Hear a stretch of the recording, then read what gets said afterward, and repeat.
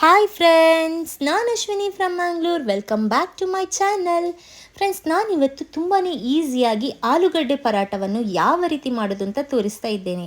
ಆಲೂಗಡ್ಡೆ ಪರಾಟ ಅಂತ ಹೇಳುವಾಗ ಅಥವಾ ಯಾವುದೇ ಪರೋಟ ಅಂತಲೇ ಹೇಳುವಾಗ ಎಲ್ಲರೂ ಅಂದ್ಕೊಳ್ತಾರೆ ಇದೆಲ್ಲ ಮನೆಯಲ್ಲಿ ಮಾಡಲಿಕ್ಕೆ ತುಂಬಾ ಕಷ್ಟ ಅಂತ. ಆದರೆ ನಾನಿವತ್ತು ತುಂಬಾ ಸುಲಭ ರೀತಿಯಲ್ಲಿ ಹಾಗೆಯೇ ಟೇಸ್ಟಿಯಾಗಿ ಯಾವ ರೀತಿ ಆಲೂಗಡ್ಡೆ ಪರಾಟವನ್ನು ಮಾಡೋದು ಅಂತ ತೋರಿಸ್ತಾ ಇದ್ದೇನೆ. ಹಾಗೆಯೇ ಈ ಪರಾಟಕ್ಕೆ ಬೇರೆ ಚಟ್ನಿ ಆಗಲಿ ಸಾಸ್ ಆಗಲಿ ಏನು ಬೇಕು ಅಂತ ಇಲ್ಲ, ಹಾಗೆಯೇ ತಿನ್ಬಹುದು.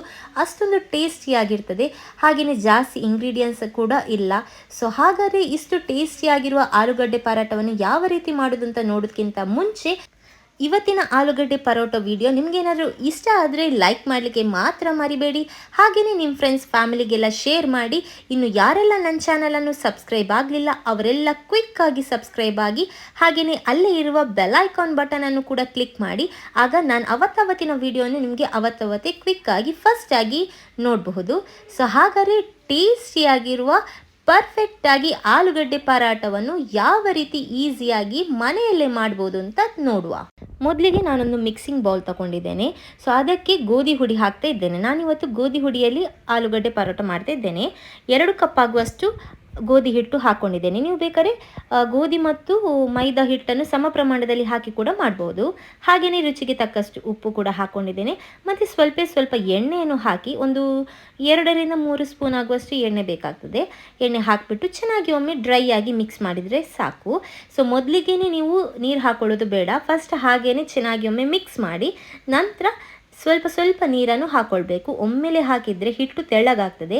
ಹಿಟ್ಟು ತೆಳ್ಳಗೆ ಕೂಡ ಆಗಬಾರ್ದು, ಗಟ್ಟಿಯಾಗಿ ಕೂಡ ಇರಬಾರ್ದು. ಅಂದರೆ ನಾನು ತೋರಿಸ್ತೇನೆ ಯಾವ ರೀತಿ ಇರಬೇಕು ಅಂತ. ಇದನ್ನು ಮತ್ತೆ ಒಂದು 15 ರಿಂದ 20 ನಿಮಿಷ ಆದರೂ ರೆಸ್ಟ್ ಮಾಡಲಿಕ್ಕೆ ಬಿಡಬೇಕು. ಆಗ ತುಂಬ ಸಾಫ್ಟಾಗಿ ಬರ್ತದೆ ಆಲೂ ಪರೋಟ.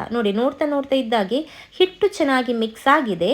ಇದನ್ನು ಕರೆಕ್ಟಾಗಿ ಕೈಯಿಂದ ಗಟ್ಟಿಯಾಗಿ ನಾದಬೇಕು. ಆಗ ಚೆನ್ನಾಗಿ ಬರ್ತದೆ. ನೀವು ಎಷ್ಟು ಚೆನ್ನಾಗಿ ನಾದ್ತೀರಿ ನೋಡಿ ಅಷ್ಟು ಚೆನ್ನಾಗಿ ಪರೋಟ ಬರ್ತದೆ. ಇನ್ನು ಇದು ಸ್ವಲ್ಪ ಮಾಯಿಶ್ಚರ್ ಆಗಬೇಕು. ಪರೋಟ ಯಾವಾಗಲೂ ಸಾಫ್ಟಾಗಿ ಬರಬೇಕಂದ್ರೆ ಸ್ವಲ್ಪ ಎಣ್ಣೆ ಹಾಕಿಬಿಟ್ಟು ಇನ್ನೊಮ್ಮೆ ಚೆನ್ನಾಗಿ ನಾದಬೇಕು. ಹಿಟ್ಟು ಯಾವಾಗಲೂ ಮಾಯಿಶ್ಚರ್ ಆಗಿರಬೇಕು, ಅಂದರೆ ತೇವಾಂಶ ಭರಿತವಾಗಿರಬೇಕು. ಸೊ ಆಗಲೇ ಆಲೂಗಡ್ಡೆ ಪರಾಟ ತುಂಬ ಸಾಫ್ಟಾಗಿ ಮೃದುವಾಗಿ ಚೆನ್ನಾಗಿ ಬರ್ತದೆ. ನೋಡಿ ನಾನು ಯಾವ ರೀತಿ ನಾದ್ತಾ ಇದ್ದೇನೆ ನೋಡಿ. ಸ್ವಲ್ಪ ಪ್ರೆಷರ್ ಹಾಕಿಬಿಟ್ಟು ನಾದಬೇಕು. ಕೈಗಳ ಸಹಾಯದಿಂದ ಚೆನ್ನಾಗಿ ಒತ್ತು ಬಿಟ್ಟು ನಾದಬೇಕು. ನಿಮಗೀಗ ಕರೆಕ್ಟಾಗಿ ಗೊತ್ತಾಗ್ತಾ ಉಂಟು ಅಂತ ಅಂದ್ಕೊಳ್ತೇನೆ ನಾನು. ನೋಡಿ ನಾನು ಯಾವ ರೀತಿ ನಾದ್ತಾ ಇದ್ದೇನೆ ನೋಡಿ. ಇದೊಂದು ಸ್ವಲ್ಪ ಹೊತ್ತು ತಗೊಳ್ತದೆ ನಾದಲಿಕ್ಕೆ.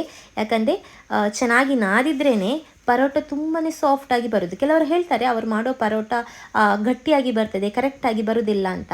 ಸೊ ಈ ರೀತಿ ಒಮ್ಮೆ ಟ್ರೈ ಮಾಡಿ, ಖಂಡಿತ ಚೆನ್ನಾಗಿ ಬಂದೇ ಬರ್ತದೆ. ಸಾಫ್ಟಾಗಿ ಮೃದುವಾಗಿ ಬಂದೇ ಬರ್ತದೆ.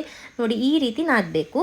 ನಂತರ ಇದನ್ನು ಒಂದು ತಟ್ಟೆ ಮುಚ್ಚಿ ಅಥವಾ ಒಂದು ಬಟ್ಟೆಯನ್ನು ಮುಚ್ಚಿ ಒಂದು 15 ರಿಂದ 20 ನಿಮಿಷ ಬಿಡಬೇಕು. ಮತ್ತು ಜಾಸ್ತಿ ಟೈಮ್ ಇದ್ದರೆ 1 ಗಂಟೆ ಕೂಡ ಇಡಬಹುದು. ನೋಡಿ ಹಿಟ್ಟು ಈ ರೀತಿ ಸಾಫ್ಟಾಗಿ ಬರಬೇಕು.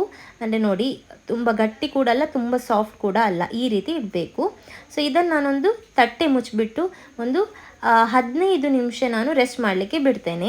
ನೆಕ್ಸ್ಟ್ ನಾವು ಸ್ಟಫಿಂಗ್ ಯಾವ ರೀತಿ ಮಾಡೋದು ಅಂತ ತೋರಿಸ್ತೇನೆ. ಮೊದಲಿಗೆ ನೋಡಿ ಇದೊಂದು ಪೌಡರ್ ರೆಡಿ ಮಾಡ್ಕೊಳ್ತೇನೆ. ಇದಕ್ಕೆ ನಾನು 1 ಚಮಚ ಆಗುವಷ್ಟು ಕೊತ್ತಂಬರಿ ಬೀಜ, 1 ಚಮಚ ಆಗುವಷ್ಟು ಜೀರಿಗೆ, ಹಾಗೆಯೇ 1 ಚಮಚ ಆಗುವಷ್ಟು ಸೋಂಪನ್ನು ಸ್ವಲ್ಪ ಫ್ರೈ ಮಾಡ್ತೇನೆ. ಡ್ರೈ ಆಗಿ ಫ್ರೈ ಮಾಡ್ತೇನೆ. ಅಂದರೆ ಒಂದು ಒಳ್ಳೆ ಘಮ ಬರಬೇಕು, ಅಲ್ಲಿ ತನಕ ಫ್ರೈ ಮಾಡ್ಕೊಳ್ಬೇಕು. ಲೈಟಾಗಿ ಬಣ್ಣ ಕೂಡ ಚೇಂಜ್ ಆಗಬೇಕು. ಸೊ ಈ ಪೌಡರ್ ನಾವು ಮಾಡೋದ್ರಿಂದ, ಇದನ್ನು ಫ್ರೈ ಮಾಡಿ ನಾವು ಪೌಡರ್ ಮಾಡೋದ್ರಿಂದ ಇದರ ಘಮ ಇನ್ನೂ ಕೂಡ ಜಾಸ್ತಿಯಾಗಿ ಬರ್ತದೆ. ಕೆಲವರು ಹಾಗೆಯೇ ಡೈರೆಕ್ಟಾಗಿ ಪೌಡರ್ ಮಾಡ್ತಾರೆ. ಬಟ್ ಒಮ್ಮೆ ಈ ರೀತಿ ಫ್ರೈ ಮಾಡಿಬಿಟ್ಟು ಪೌಡರ್ ಮಾಡಿ ತುಂಬ ಚೆನ್ನಾಗಿ ಘಮ ಬರ್ತದೆ. ಈ ಸ್ಟಫಿಂಗ್ ಬಂದುಬಿಟ್ಟು ನಾನು ಕಚೋರಿ ವಿಡಿಯೋ ನಿಮಗೆ ಆಲ್ರೆಡಿ ಶೇರ್ ಮಾಡಿದ್ದೇನೆ. ಸೊ ಹಾಗೆಯೇ ಅದೇ ರೀತಿ ಈ ಸ್ಟಫಿಂಗ್ ಕೂಡ ಮಾಡೋದು. ಸೊ ಸೇಮ್ ಸ್ಟಫಿಂಗ್ ನೀವು ಯಾರೆಲ್ಲ ಕಚೋರಿದು ವಿಡಿಯೋ ನೋಡಲಿಲ್ಲ ನೋಡಿ, ನಾನು ಡಿಸ್ಕ್ರಿಪ್ಷನಲ್ಲಿ ಲಿಂಕ್ ಹಾಕಿರ್ತೇನೆ. ಅವರು ನೋಡಿ ತುಂಬಾ ಚೆನ್ನಾಗಿ ಬಂದಿದೆ ಕಚೋರಿ. ಸೊ ಇದರ ಸ್ಟಫಿಂಗ್ ಬಂದುಬಿಟ್ಟು ಸೇಮ್ ಆಗಿರ್ತದೆ. ಅರೆ ಸ್ಟಫಿಂಗ್ ಅಂತೂ ಅದ್ಭುತ ಅಂತಲೇ ಹೇಳಬಹುದು, ಅಷ್ಟು ಚೆನ್ನಾಗಿ ಬರ್ತದೆ. ನೋಡಿ ಈಗ ಚೆನ್ನಾಗಿ ಒಂದು ಒಳ್ಳೆ ಅರೋಮ ಬಂದಿದೆ, ಒಂದು ಒಳ್ಳೆ ಘಮ ಬಂದಿದೆ. ನೆಕ್ಸ್ಟ್ ಇದನ್ನು ತಣ್ಣಗಾದ ನಂತರ ನಾನು ಮಿಕ್ಸಿ ಜಾರಿಗೆ ಹಾಕಿಬಿಟ್ಟು ಈ ರೀತಿ ಪೌಡರ್ ಮಾಡಿದ್ದೇನೆ. ಇದು ಸ್ವಲ್ಪ ತರಿತಾರಿ ಆಗಿದ್ದರೂ ಕೂಡ ಪರವಾಗಿಲ್ಲ, ಬೇಕಾದ್ರೆ ನೀವು ಕುಟ್ಟಿ ಪುಡಿ ಮಾಡಿದ್ರೂ ಕೂಡ ಪರವಾಗಿಲ್ಲ. ನಾನು ಸ್ವಲ್ಪ ಈ ರೀತಿ ನೈಸಾಗಿ ಪೌಡರ್ ಮಾಡಿದ್ದೇನೆ. ನೆಕ್ಸ್ಟ್ ನಾನೊಂದು ನಾನ್ ಸ್ಟಿಕ್ ಪ್ಯಾನ್ ತಗೊಂಡು ಅದಕ್ಕೊಂದು 2 ಚಮಚ ಆಗುವಷ್ಟು ಎಣ್ಣೆ ಹಾಕಿಬಿಟ್ಟು ಒಂದು ಮಧ್ಯಮ ಗಾತ್ರದ ಈರುಳ್ಳಿಯನ್ನು ಈ ರೀತಿ ಆಗಿ ಕಟ್ ಮಾಡಿ ಹಾಕಿದ್ದೇನೆ. ಬೇಕಾದ್ರೆ ನೀವು ದೊಡ್ಡ ಈರುಳ್ಳಿ ಕೂಡ ತಗೊಳ್ಬಹುದು. ಇನ್ನು ಇದಕ್ಕೆ ಒಂದು ಅರ್ಧ ಸ್ಪೂನ್ ಆಗುವಷ್ಟು ಶುಂಠಿ ಬೆಳ್ಳುಳ್ಳಿ ಪೇಸ್ಟ್ ಹಾಕಿದ್ದೇನೆ. ನಂತರ ಇದನ್ನು ಎಣ್ಣೆಯಲ್ಲಿ ಫ್ರೈ ಮಾಡ್ಕೊಳ್ಬೇಕು. ಈ ಶುಂಠಿ ಬೆಳ್ಳುಳ್ಳಿ ಪೇಸ್ಟ್ ನಂತರ ಈರುಳ್ಳಿಯ ಘಮ ಅಂದರೆ ಹಸಿ ಸ್ಮೆಲ್ ಉಂಟಲ್ಲ ಅದೆಲ್ಲ ಹೋಗಬೇಕು, ಅಲ್ಲಿ ತನಕ ಚೆನ್ನಾಗಿ ಫ್ರೈ ಮಾಡ್ಕೊಳ್ಬೇಕು. ಸೊ ಇದರ ಹಸಿ ಸ್ಮೆಲ್ ಹೋಗದೆ ನೆಕ್ಸ್ಟ್ ಇಂಗ್ರೀಡಿಯೆಂಟ್ಸ್ ಹಾಕೋದು ಬೇಡ. ಮತ್ತು ಎಣ್ಣೆ ಕೂಡ ಇದಕ್ಕೆ ಜಾಸ್ತಿ ಹಾಕೊಳ್ಳೋದು ಬೇಡ. ಎಣ್ಣೆ ಹಾಕಿದರೆ ತುಂಬ ಎಣ್ಣೆ ಆಗೋಗ್ತದೆ, ಪರೋಟ ಕರೆಕ್ಟಾಗಿ ಬರೋದಿಲ್ಲ. ಹಾಗೆಯೇ ಇದಕ್ಕೆ ನೀರು ಹಾಕುವ ಅವಶ್ಯಕತೆ ಕೂಡ ಇಲ್ಲ. ನೀರು ಹಾಕಿದರೂ ಕೂಡ ಇದು ಕರೆಕ್ಟಾಗಿ ಉಂಡೆ ಕಟ್ಟಲಿಕ್ಕೆ ಬರೋದಿಲ್ಲ. ನೆಕ್ಸ್ಟ್ ಒಂದು ಸೂಪರ್ ಇಂಗ್ರೀಡಿಯೆಂಟ್ಸ್ ಅಂತಲೇ ಹೇಳ್ಬೋದು, ಸೀಕ್ರೆಟ್ ಇಂಗ್ರೀಡಿಯೆಂಟ್ಸ್ ಅಂತಲೇ ಹೇಳ್ಬೋದು. 50 ಗ್ರಾಮ್ ಆಗುವಷ್ಟು ಕಡಲೆ ಪೌಡರ್ ಹಾಕ್ತಾ ಇದ್ದೇನೆ. ಕಡಲೆ ಹಿಟ್ಟು ಒಂದು 50 ಗ್ರಾಮ್ ಆಗುವಷ್ಟು. ಸೊ ಇದು ಬಂದುಬಿಟ್ಟು ರುಚಿ ಚೆನ್ನಾಗಿ ಹೆಚ್ಚಿಸ್ತದೆ. ಈ ಆಲೂ ಪರೋಟ ಮಾಡುವಾಗ ಕೆಲವರು ಹಾಕೊಳ್ಳೋದಿಲ್ಲ ಕಡಲೆ ಹಿಟ್ಟು, ಬಟ್ ಹಾಕ್ಕೊಂಡು ನೋಡಿ ಎಂಥ ರುಚಿ ಬರ್ತದೆ ಗೊತ್ತುಂಟಾ. ಆಹಾ, ಅದ್ಭುತ ಅಂತಲೇ ಹೇಳಬಹುದು. ಇದು ಹಸಿ ಸ್ಮೆಲ್ ಹೋಗುವ ತನಕ ಚೆನ್ನಾಗಿ ಫ್ರೈ ಮಾಡ್ಕೊಳ್ಬೇಕು. ಏನಾದರೂ ಗಂಟು ಅಲ್ಲಿ ಸಿಕ್ಕಿದರೆ ಸ್ವಲ್ಪ ಈ ರೀತಿ ಸ್ಮ್ಯಾಶ್ ಮಾಡ್ಕೊಳ್ಳಿ, ಕರೆಕ್ಟ್ ಆಗ್ತದೆ. ಅಥವಾ ನೋಡಿ ನಾನು ಯಾವ ರೀತಿ ಸ್ಮ್ಯಾಶ್ ಮಾಡ್ತಾ ಇದ್ದೇನೆ ನೋಡಿ, ಆ ರೀತಿ ಸ್ಮ್ಯಾಶ್ ಮಾಡುವಾಗ ಕರೆಕ್ಟ್ ಆಗ್ತದೆ, ಸಾಕು. ಇನ್ನೊಂದು ವಿಷಯ, ಇದರ ಹಸಿ ಸ್ಮೆಲ್ ಹೋಗದೆ ನೆಕ್ಸ್ಟ್ ಇಂಗ್ರೀಡಿಯೆಂಟ್ಸ್ ಹಾಕೊಳ್ಳೋದು ಬೇಡ. ಇದರ ಹಸಿ ಸ್ಮೆಲ್ ಹೋಗಿದ್ರೇ ಆಲೂ ಪರೋಟ ತುಂಬಾ ಟೇಸ್ಟಿಯಾಗಿ ಬರೋದು. ಸೊ ಇದು ಬಂದುಬಿಟ್ಟು ಬೇಗನೆ ಆಗ್ತದೆ, ಯಾಕಂದರೆ ಹಿಟ್ಟು ತಯಾರಿಸಿ ಇಟ್ಟರೆ ಆ ರೆಸ್ಟಿಂಗ್ ಟೈಮಲ್ಲಿ ನಮಗೆ ಸ್ಟಫಿಂಗ್ ರೆಡಿ ಮಾಡಿದರೆ ನೆಕ್ಸ್ಟ್ ಆಲೂ ಪರೋಟ ರೆಡಿ ಮಾಡಿ ಫ್ರೈ ಮಾಡೋದೆ. ನೋಡಿ ಈಗ ಇದರ ಹಸಿ ಸ್ಮೆಲ್ಲೆಲ್ಲ ಹೋಗಿದೆ. ನೆಕ್ಸ್ಟ್ ನಾವು ಮಸಾಲ ಮಾಡಿಟ್ಟಿದ್ದೇವಲ್ಲ, ಕೊತ್ತಂಬರಿ ಬೀಜ, ಜೀರಿಗೆ ಮತ್ತು ಸೋಂಪು ಹಾಕಿಬಿಟ್ಟು ಪೌಡರ್ ಮಾಡಿಟ್ಟಿದ್ದೇವಲ್ಲ, ಸೊ ಅದನ್ನು ಹಾಕ್ತಾ ಇದ್ದೇನೆ. ಕಂಪ್ಲೀಟಾಗಿ ಎಷ್ಟು ನೀವು ಪ್ರಮಾಣದಲ್ಲಿ ಮಾಡಿದ್ದೀರಿ ನೋಡಿ ಅದನ್ನೆಲ್ಲ ಹಾಕಿ, ನೆಕ್ಸ್ಟ್ ಖಾರಕ್ಕೆ ಅನುಗುಣವಾಗುವಷ್ಟು 1 ಚಮಚ ಆಗುವಷ್ಟು ನಾನು ರೆಡ್ ಚಿಲ್ಲಿ ಪೌಡರ್ ಹಾಕ್ಕೊಂಡಿದ್ದೇನೆ. ಬೇಕಾದ್ರೆ ನಿಮಗೆ ಕಾಯಿ ಮೆಣಸು ಕೂಡ ಆ್ಯಡ್ ಮಾಡ್ಬೋದು, ಅಥವಾ ರೆಡ್ ಚಿಲ್ಲಿ ಕೂಡ ನಿಮಗೆ ಸ್ವಲ್ಪ ಸ್ಪೈಸಿ ಬೇಕಿದ್ರೆ ರೆಡ್ ಚಿಲ್ಲಿ ಸ್ವಲ್ಪ ಜಾಸ್ತಿ ಹಾಕ್ಕೊಳ್ಬೋದು. ಹಾಗೆಯೇ ಒಂದು ಸ್ಪೂನ್ ಆಗುವಷ್ಟು ಗರಂ ಮಸಾಲ ಪೌಡರ್ ಹಾಕ್ಕೊಂಡಿದ್ದೇನೆ, ಒಂದು ಒಳ್ಳೆ ಘಮ ಬರ್ತದೆ ಅದಕ್ಕೋಸ್ಕರ. ಹಾಗೆಯೇ ಒಂದು 1/4 ಸ್ಪೂನ್ ಆಗುವಷ್ಟು ಅರಶಿನ ಪೌಡರ್ ಹಾಕೊಂಡು ಚೆನ್ನಾಗಿ ಒಮ್ಮೆ ಮಿಕ್ಸ್ ಮಾಡ್ತಾ ಇದ್ದೇನೆ. ಈಗ ನಿಮಗೆ ನೋಡುವಾಗ ಇದು ತುಂಬ ಡ್ರೈ ಆದಾಗೆ ಕಾಣ್ತದೆ, ಬಟ್ ತೊಂದರೆ ಇಲ್ಲ, ಯಾಕಂದರೆ ಆಲೂಗಡ್ಡೆ ಹಾಕಿದ ನಂತರ ಇದು ಕರೆಕ್ಟ್ ಆಗ್ತದೆ. ಸೊ ಮಸಾಲೆ ಎಲ್ಲ ಚೆನ್ನಾಗಿ ಮಿಕ್ಸ್ ಆಗಬೇಕು. ಸೊ ಅಲ್ಲಿಯವರೆಗೂ ನೀವು ಚೆನ್ನಾಗಿ ಮಿಕ್ಸ್ ಮಾಡ್ಕೊಳ್ಳಿ. ಹಾಗೆಯೇ ಇದಕ್ಕೆ ರುಚಿಗೆ ತಕ್ಕಷ್ಟು ಉಪ್ಪು ಕೂಡ ಹಾಕ್ಕೊಳ್ತಾ ಇದ್ದೇನೆ. ಉಪ್ಪು ಜಾಸ್ತಿ ಹಾಕೊಳ್ಳೋದು ಬೇಡ, ಹಿಟ್ಟಿಗೂ ಕೂಡ ನಾವು ಉಪ್ಪು ಹಾಕ್ಕೊಂಡಿರ್ತೇವೆ. ಸೊ ಈ ಸ್ಟಫಿಂಗ್ಗೆ ಎಷ್ಟು ಬೇಕು ಉಪ್ಪು ಅಷ್ಟು ಹಾಕ್ಕೊಂಡ್ರೆ ಸಾಕು. ಒಮ್ಮೆ ಚೆನ್ನಾಗಿ ಮಿಕ್ಸ್ ಮಾಡಿದರೆ ಆಯಿತು. ಎಲ್ಲ ಕೂಡ ಕಂಬೈನ್ ಆಗಬೇಕು, ಚೆನ್ನಾಗಿ ಕೂಡ್ಕೊಳ್ಬೇಕು. ಹಾಗೆಯೇ ನಾನು 3 ಆಲೂಗಡ್ಡೆ ಇಲ್ಲಿ ಯೂಸ್ ಮಾಡ್ತಾ ಇದ್ದೇನೆ. ಕುಕ್ಕರಲ್ಲಿ ಬೇಯಿಸಿ ಸಿಪ್ಪೆ ತೆಗೆದು ಈ ರೀತಿ ಚೆನ್ನಾಗಿ ಸ್ಮ್ಯಾಶ್ ಮಾಡಿದ್ದೇನೆ. ಇದರಲ್ಲಿ ದೊಡ್ಡ ತುಣುಕುಗಳಿಲ್ಲದ ಹಾಗೆ ನೋಡಿ. ಹಾಗೆಯೇ ಒಂದು ಅರ್ಧ ಸ್ಪೂನ್ ಆಗುವಷ್ಟು ಸಕ್ಕರೆ ಹಾಕ್ಕೊಂಡಿದ್ದೇನೆ, ಯಾಕಂದರೆ ರುಚಿಯನ್ನು ಬ್ಯಾಲೆನ್ಸ್ ಮಾಡಲಿಕ್ಕೋಸ್ಕರ ಸಕ್ಕರೆ ಆ್ಯಡ್ ಮಾಡ್ತಾ ಇದ್ದೇನೆ. ನೀವು ಬೇಕಾದ್ರೆ ಇದನ್ನು ಕಂಪ್ಲೀಟಾಗಿ ಸ್ಕಿಪ್ ಮಾಡ್ಬೋದು, ಬಟ್ ಒಮ್ಮೆ ಹಾಕ್ಕೊಂಡು ನೋಡಿ ತುಂಬಾ ಚೆನ್ನಾಗಿ ಬರ್ತದೆ. ಒಮ್ಮೆ ಚೆನ್ನಾಗಿ ಮಿಕ್ಸ್ ಮಾಡಿದರೆ ಆಯಿತು. ನೋಡಿ ನೋಡ್ತಾ ಇರುವಾಗೆ ಚೆನ್ನಾಗಿ ಇದು ಮಿಕ್ಸ್ ಆಗ್ತದೆ.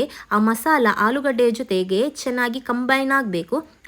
ಅಲ್ಲಿ ತನಕ ನೀವು ಚೆನ್ನಾಗಿ ಮಿಕ್ಸ್ ಮಾಡಿ. ನೆಕ್ಸ್ಟ್ ನೋಡಿ ಈ ರೀತಿ ಮಿಕ್ಸ್ ಮಾಡುವಾಗ ಒಂದು ಘಮ ಬರ್ತದೆ ನೋಡಿ, ಆಹಾ ಎಷ್ಟು ಚೆನ್ನಾಗಿರ್ತದೆ ನೋಡಿ. ಸೊ ಫೈನಲ್ ಆಗಿ ಈಗ ನಾನು ಸ್ವಲ್ಪ ಕೊತ್ತಂಬರಿ ಸೊಪ್ಪು ಹಾಕ್ಕೊಳ್ತಾ ಇದ್ದೇನೆ. ಈ ಕೊತ್ತಂಬರಿ ಸೊಪ್ಪು ಹಾಕೊಳ್ಳೋದ್ರಿಂದ ಕೂಡ ಒಳ್ಳೆ ಘಮ ಬರ್ತದೆ. ಸೊ ಆಲೂ ಪರೋಟ ಅಂತೂ ಸೂಪರಾಗಿ ಬರ್ತದೆ. ಸೊ ಖಂಡಿತ ನಿಮಗೆ ಇಷ್ಟ ಆಗ್ತದೆ. ಇಷ್ಟೇ, ಇದು ಸ್ಟಫಿಂಗ್ ನೋಡ್ತಾ ಇರುವ ಹಾಗೆ ರೆಡಿ ಆಗ್ತದೆ.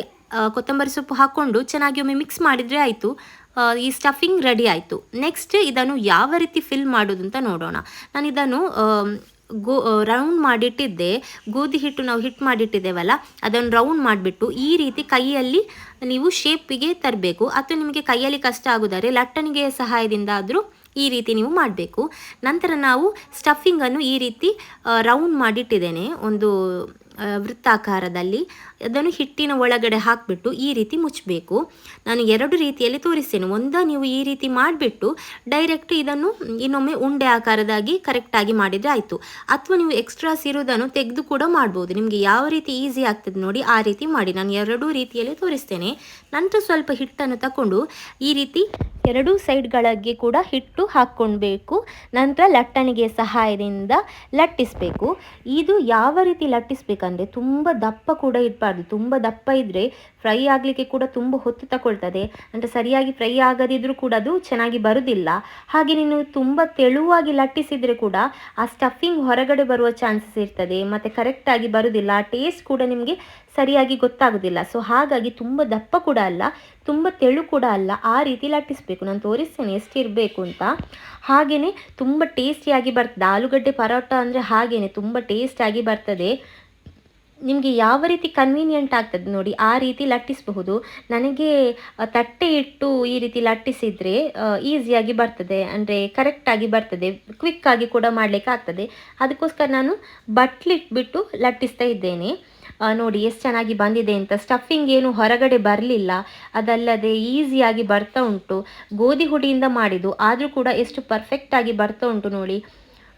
ಸೊ ಎಷ್ಟು ದಪ್ಪ ಇರಬೇಕು ಅಂದರೆ ನೋಡಿ ಇಷ್ಟು ದಪ್ಪ ಇರಬೇಕು. ತುಂಬ ತೆಳು ಕೂಡ ಅಲ್ಲ, ತುಂಬ ದಪ್ಪ ಕೂಡ ಅಲ್ಲ. ಇದೇ ರೀತಿ ನಾನು ಇನ್ನೊಮ್ಮೆ ಮಾಡಿ ತೋರಿಸ್ತೇನೆ. ನಾನು ಆಗಲೇ ಹೇಳಿದಾಗೆ ಸ್ವಲ್ಪ ಲಟ್ಟಣಿಗೆ ಸಹಾಯದಿಂದ ಈ ರೀತಿ ಇದನ್ನು ಅಗಲವಾಗಿ ಮಾಡಬೇಕು. ನಂತರ ನಾವು ರೌಂಡ್ ಮಾಡಿಟ್ಟಿದ್ದೇವಲ್ಲ ಸ್ಟಫಿಂಗ್, ಅದನ್ನು ನಡುವಲ್ಲಿ ಇಟ್ಟು ಈ ರೀತಿ ನೀವು ಮೋಮೋಸನ್ನು ಯಾವ ರೀತಿ ಮುಚ್ತೀರಿ ನೋಡಿ ಆ ರೀತಿ ಮುಚ್ಚಬೇಕು. ನಂತರ ಎಕ್ಸ್ಟ್ರಾಸ್ ಏನಾದ್ರು ಇದ್ದರೆ, ಎಕ್ಸ್ಟ್ರಾ ಹಿಟ್ಟು ಏನಾದರೂ ಇದ್ದರೆ ಈ ರೀತಿ ತೆಗೆದ್ರೆ ಆಯಿತು. ನಂತರ ಒಂದು ವೇಳೆ ಇದು ಹಿಟ್ಟು ಗಟ್ಟಿಯಾಗಿದ್ದರೆ ಇದಕ್ಕೆ ಸ್ವಲ್ಪ ಆ ತುದಿಗೆ ಸ್ವಲ್ಪ ನೀರು ಸೇರಿಸಿದರೆ ಕರೆಕ್ಟ್ ಆಗ್ತದೆ. ನಂತರ ನಿಮಗೆ ಹೇಗೇನು ಈ ರೀತಿ ವೃತ್ತಾಕಾರ ಮಾಡಬಹುದು. ನಂತರ ಸ್ವಲ್ಪ ಹಿಟ್ಟು ತಟ್ಟೆಗೆ ಹಾಕಿಬಿಟ್ಟು ಹಿಟ್ಟನ್ನು ಗೋಧಿ ಹಿಟ್ಟಿಗೆ ಕರೆಕ್ಟಾಗಿ ಎರಡೂ ಸೈಡ್ ತಾಗುವ ಹಾಗೆ ಮಾಡಿಬಿಟ್ಟು ಚೆನ್ನಾಗಿ ಲಟ್ಟಿಸಬೇಕು. ತುಂಬ ದಪ್ಪ ಕೂಡ ಅಲ್ಲ, ತುಂಬ ತೆಳು ಕೂಡ ಅಲ್ಲ, ಆ ರೀತಿ ಲಟ್ಟಿಸಬೇಕು. ತುಂಬಾ ಈಸಿಯಾಗಿ ಬರ್ತದೆ. ಒಂದು ವೇಳೆ ನೀವೇನಾದ್ರು ಫಸ್ಟ್ ಟೈಮ್ ಆಲೂಗಡ್ಡೆ ಪರೋಟ ಮಾಡೋದಾದ್ರು ಇದೇ ರೀತಿ ಪರ್ಫೆಕ್ಟಾಗಿ ಬರ್ತದೆ. ಯಾಕಂದರೆ ನಾನು ಸರಿಯಾಗಿ ಹೇಳಿಕೊಟ್ಟಿದ್ದೇನೆ ಅಂತ ಅಂದ್ಕೊಳ್ತೇನೆ. ನಿಮಗೆ ಕರೆಕ್ಟಾಗಿ ಕಾಣ್ತಾ ಉಂಟಲ್ಲ ನೋಡಿ ಯಾವ ರೀತಿ ಲಟ್ಟಿಸ್ತಾ ಇದ್ದೇನೆ ಅಂತ. ಮೊದಲಿಗೆ ನೀವು ಮಾಡೋದಾದರೆ ವೃತ್ತಾಕಾರ ಏನಾದರೂ ಸರಿಯಾಗಿ ಬರದಿದ್ರು ತೊಂದರೆ ಇಲ್ಲ, ಬಟ್ ಟೇಸ್ಟಿಗೆ ಏನು ತೊಂದರೆ ಇಲ್ಲ ಅಂತಲೇ ಹೇಳ್ಬಹುದು. ಟೇಸ್ಟ್ ವೈಸ್ ಅಂತೂ ಸೂಪರಾಗಿ ಬರ್ತದೆ. ಅದಕ್ಕೋಸ್ಕರ ಹೇಳ್ತಿದ್ದೇನೆ, ಮನೆಯಲ್ಲಿ ಒಮ್ಮೆ ನೀವು ಕೂಡ ಮಾಡಿ ಟ್ರೈ ಮಾಡಿ. ಹಾಗೆಯೇ ಯಾವ ರೀತಿ ಬಂದಿದೆ ಅಂತ ಕಮೆಂಟ್ಸಲ್ಲಿ ತಿಳಿಸಿ ಹೇಳಿ. ಆಗ ನಮಗೆ ಕೂಡ ಗೊತ್ತಾಗ್ತದೆ ನೀವು ಯಾವ ರೀತಿ ಮಾಡಿದ್ದೀರಿ, ಯಾವ ರೀತಿ ಬಂದಿದೆ ಅಂತ. ಖಂಡಿತ ಇದು ಮನೆಯವರಿಗೆಲ್ಲರಿಗೆ ಸಹ ಇಷ್ಟ ಆಗೇ ಆಗ್ತದೆ. ಹಾಗೆಯೇ ಇದನ್ನು ನೀವು ಬಟರ್ ಹಾಕಿಕೊಂಡು ಫ್ರೈ ಮಾಡ್ಬೋದು, ಎಣ್ಣೆ ಹಾಕಿಕೊಂಡು ಫ್ರೈ ಮಾಡ್ಬೋದು, ಅಥವಾ ತುಪ್ಪ ಹಾಕಿಕೊಂಡು ಕೂಡ ಫ್ರೈ ಮಾಡಬಹುದು. ನಾನಿವತ್ತು ತುಪ್ಪ ಯೂಸ್ ಮಾಡಿಕೊಂಡು ಫ್ರೈ ಮಾಡ್ತಾ ಇದ್ದೇನೆ. ನಿಮಗೆ ಯಾವುದು ಈಸಿ ಮನೆಯಲ್ಲಿ ಇದೆ ನೋಡಿ ಅದರಿಂದ ನೀವು ಫ್ರೈ ಮಾಡ್ಕೊಳ್ಬೇಕು. ಎರಡೂ ಸೈಡ್ ಕೂಡ ಫ್ರೈ ಮಾಡ್ಕೊಳ್ಬೇಕು. ಹಾಗೆಯೇ ಗ್ಯಾಸನ್ನು ಮೀಡಿಯಮ್ ಫ್ಲೇಮಲ್ಲಿ ಇಟ್ಕೊಂಡು ಫ್ರೈ ಮಾಡಿ. ಸೊ ಆಗ ಉಬ್ಬಿ ಕೂಡ ಬರ್ತದೆ ಪರೋಟ. ಮತ್ತು ಲೋ ಫ್ಲೇಮಲ್ಲಿ ಇಟ್ಟರೆ ತುಂಬ ತಡ ಆಗ್ತದೆ, ಮತ್ತು ಹೈ ಫ್ಲೇಮಲ್ಲಿ ಇಟ್ಟರೆ ಬೇಗ ಕಪ್ಪಾಗ್ತದೆ ಪರೋಟ. ಕರೆಕ್ಟಾಗಿ ಒಳಗಡೆ ಅದು ಕರೆಕ್ಟಾಗಿ ಬೇಯುವುದಿಲ್ಲ. ಆಲೂಗಡ್ಡೆ ಆಲ್ರೆಡಿ ಬೆಂದಿರ್ತದೆ, ಬಟ್ ಸ್ವಲ್ಪ ಬಿಸಿ ಆದ್ರೇ ಅದು ಚೆನ್ನಾಗಿ ಬರೋದು. ಸೊ ಅದು ಕಂಬೈಂಡ್ ಆಗಬೇಕು ಈ ಪರೋಟ ಈ ಗೋಧಿ ಜೊತೆಗೆ. ಸೊ ಹಾಗಾಗಿ ನಾನು ಮೊದಲಿಗೆ ತುಪ್ಪ ಅಥವಾ ಎಣ್ಣೆ ಹಾಕೊಳ್ಳೋದಿಲ್ಲ. ನಾನು ಆಗಲೇ ಹೇಳಿದಾಗೆ ತುಪ್ಪ ಹಾಕಿಕೊಂಡು ಫ್ರೈ ಮಾಡೋದು. ಬಟ್ ಮೊದಲಿಗೆ ಎರಡೂ ಸೈಡ್ ಕೂಡ ನಾನು ಫ್ರೈ ಮಾಡ್ತೇನೆ. ಇದರ ಬಣ್ಣ ಬದಲಾಗಬೇಕು. ಸೊ ನಂತರನೇ ನಾನು ತುಪ್ಪ ಹಾಕ್ಕೊಳ್ಳೋದು. ಆಗ ಚೆನ್ನಾಗಿ ಉಬ್ಬಿ ಬರ್ತದೆ ಮತ್ತು ಟೇಸ್ಟಿಯಾಗಿ ಸಾಫ್ಟಾಗಿ ಬರ್ತದೆ. ಇದು ತುಂಬ ಬೇಗ ಆಗ್ತದೆ, ಯಾಕಂದರೆ ಮೀಡಿಯಮ್ ಫ್ಲೇಮಲ್ಲಿ ನೀವು ಫ್ರೈ ಮಾಡೋದಲ್ಲ. ಸೊ ಕ್ವಿಕ್ಕಾಗಿ ಆಗ್ತದೆ. ಇದು ಬಂದುಬಿಟ್ಟು ಮಕ್ಕಳಿಗೆ ಟಿಫಿನ್ಗೆ ಕೂಡ ಮಾಡಬಹುದು, ಬೆಳಿಗ್ಗೆ ಬ್ರೇಕ್ಫಾಸ್ಟ್ಗೆ ಮಾಡ್ಬೋದು, ಅಥವಾ ಮಧ್ಯಾಹ್ನಕ್ಕೆ ಟಿಫಿನ್ಗೆ ಕೂಡ ಪ್ರಿಪೇರ್ ಮಾಡಿ ಕೊಡಬಹುದು, ಅಥವಾ ರಾತ್ರಿ ಊಟಕ್ಕೆ ಏನಾದರೂ ನೀವು ಬೇರೆ ಕರಿ ಏನು ಇಲ್ಲದಿದ್ದರೆ ಜಸ್ಟ್ ಈ ಆಲೂಗಡ್ಡೆ ಪರೋಟ ಮಾಡಿದರೆ ಹೇಗೆ ನಿಮಗೆ ಸಾಸ್, ಚಟ್ನಿ, ಬೇರೆ ಕರಿ ಏನು ಬೇಕು ಅಂತ ಇರೋದಿಲ್ಲ, ಹಾಗೆಯೇ ತಿನ್ನಬಹುದು. ನಾನು ನೋಡಿ ಒಂದು 1/4 ಸ್ಪೂನ್ ಆಗುವಷ್ಟು ತುಪ್ಪ ಹಾಕಿಬಿಟ್ಟಿದ್ದೇನೆ. ಸೊ ಅದು ಬಿಸಿಗೆ ನೋಡಿ ಚೆನ್ನಾಗಿ ಸ್ಪ್ರೆಡ್ ಆಗಿದೆ, ಉಬ್ಬಿ ಸಹ ಬರ್ತಾ ಉಂಟು ಆಲೂಗಡ್ಡೆ ಪರೋಟ ನೋಡಿ. ಇನ್ನೂ ಸಹ ಚೆನ್ನಾಗಿ ಉಬ್ಬಿ ಬರ್ತದೆ. ಸೊ ಎರಡೂ ಕಡೆ ಕೂಡ ನಾವು ಹಾಗೆಯೇ ಸ್ವಲ್ಪ ತುಪ್ಪ ಹಾಕ್ಕೊಳ್ಬೇಕು. ಒಂದು 1/4 ಸ್ಪೂನ್ ತುಪ್ಪ ಹಾಕ್ಕೊಂಡ್ರೆ ಸಾಕು. ಅಥವಾ ನೀವು ಎಣ್ಣೆ ತುಪ್ಪ ಏನು ತಿನ್ನೋದಿಲ್ಲದಿದ್ದರೆ ನೀವು ಹಾಗೆಯೇ ಕೂಡ ಎಣ್ಣೆ ತುಪ್ಪ ಏನು ಹಾಕದೆ ಕೂಡ ಫ್ರೈ ಮಾಡ್ಕೊಳ್ಬಹುದು. ಹೀಗೇ ಟೇಸ್ಟಿಯಾಗಿಯೇ ಬರ್ತದೆ. ಬಟ್ ತುಪ್ಪ ಅಥವಾ ಬಟರ್ ಹಾಕಿದರೆ, ಬೆಣ್ಣೆ ಹಾಕಿದರೆ ತುಂಬ ಚೆನ್ನಾಗಿ ಬರ್ತದೆ. ಹಾಗೆಯೇ ಅಥವಾ ನೀವು ಜಸ್ಟ್ ಹಾಗೆಯೇ ಫ್ರೈ ಮಾಡಿಕೊಂಡು ಬಿಸಿ ಇರುವಾಗ ಮೇಲ್ಗಡೆ ಸ್ವಲ್ಪ ತುಪ್ಪ ಹಾಕ್ಕೊಂಡು ತಿಂದರೂ ಕೂಡ ಚೆನ್ನಾಗಿರ್ತದೆ, ತುಂಬ ಟೇಸ್ಟ್ ಅನ್ನಿಸ್ತದೆ. ಸೊ ಹೀಗೇ ಇನ್ನುಳಿದ ಪರಾಟವನ್ನು ಕೂಡ ನಾನು ಫ್ರೈ ಮಾಡ್ತೇನೆ. ಸೊ ಪರಾಟದಲ್ಲಿ ಬೇರೆ ಬೇರೆ ವಿಧ ಇದೆ. ಆಲೂ ಪರೋಟ ಮಾಡಬಹುದು, ಹಾಗೆಯೇ ಪ್ಲೇನಾಗಿ ಮಸಾಲ ಪರೋಟ ಕೂಡ ಮಾಡಬಹುದು.